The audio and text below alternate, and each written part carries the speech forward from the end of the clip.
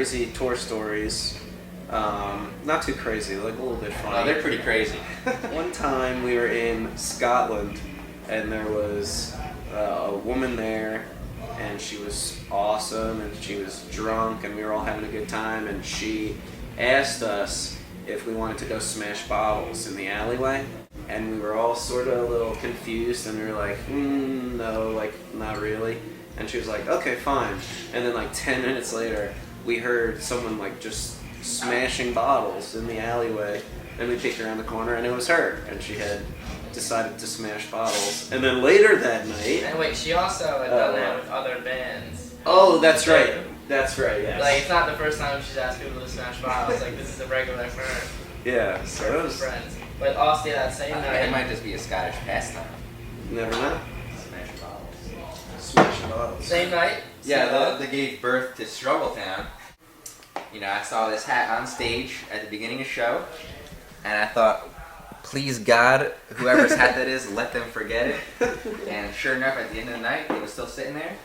And Matt looked it up online, and apparently only 25 of this hat were ever made. And you definitely have the only one in America. I think so. So, that is true. And then the other one we were going to say was we played Chicago this summer, and it was our merch guy, Jordan. Rest in peace. It was his birthday, and we played the show. It was good, and then we were loading out, and it was late, and we were like drinking in the parking lot, like waiting for everyone to get to the van. And there was like a couple, and they each had a motorcycle, and I guess they like went to like come from the sidewalk to like swing a U-turn in the street, and like this car just came, and like the guy made it, but the woman was like going a little slower and just nailed her on her bike, like.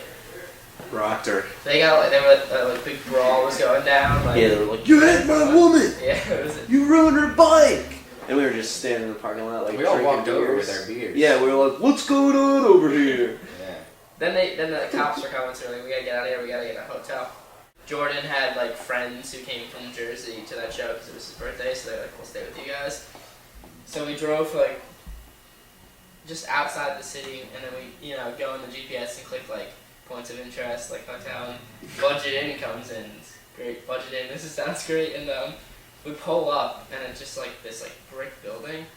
And Brian jumps out to go like get us a room and see what's up, and then you can.